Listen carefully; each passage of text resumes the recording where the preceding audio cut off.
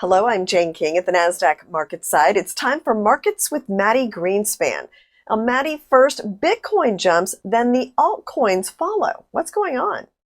Hello, Jane. Yes, that's correct. A lot of the time when Bitcoin goes up, altcoins go up as well.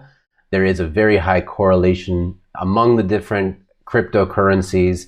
And the reason for that is because a lot of the cryptocurrencies, especially the ones with less liquidity, are traded only against Bitcoin or primarily against Bitcoin. So you'll find on a lot of exchanges, upwards of 90% of the volumes are not against USD or even USDT. They're actually against Bitcoin. So when the price of Bitcoin goes up, the price of altcoins, which are priced in Bitcoin, go up in relation. The Sam Bankman-Fried trial is over, but the FTX bankruptcy case continues, and that may yet impact markets. What do you think? Yeah, it definitely has been affecting the markets all the way until now. Here we can see the all-time high of Bitcoin at 69,000. That was November 21.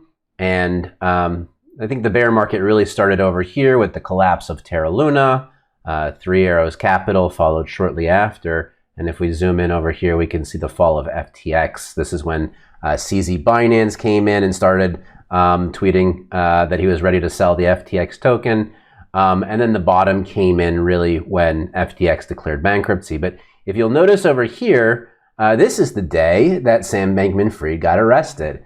And the prices rallied that day. And ever since then, we've been on an upward trajectory. So I believe that the prosecution of Sam Bankman-Fried is a cleansing process for the market. As far as the effect on the markets going forward, there might be some psychological fear about this $3.4 billion worth of crypto that needs to be liquidated. But I think it's going to affect some coins more than others. Bitcoin and Ethereum, for example, I don't think are going to be affected very much.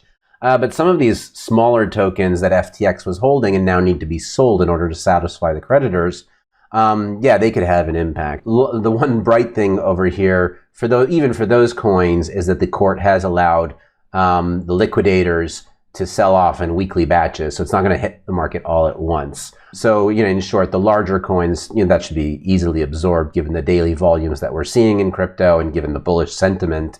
But some of the smaller tokens may have been already affected and might be affected going forward. And Chainlink's in the news this week. Institutional investors are buying Link.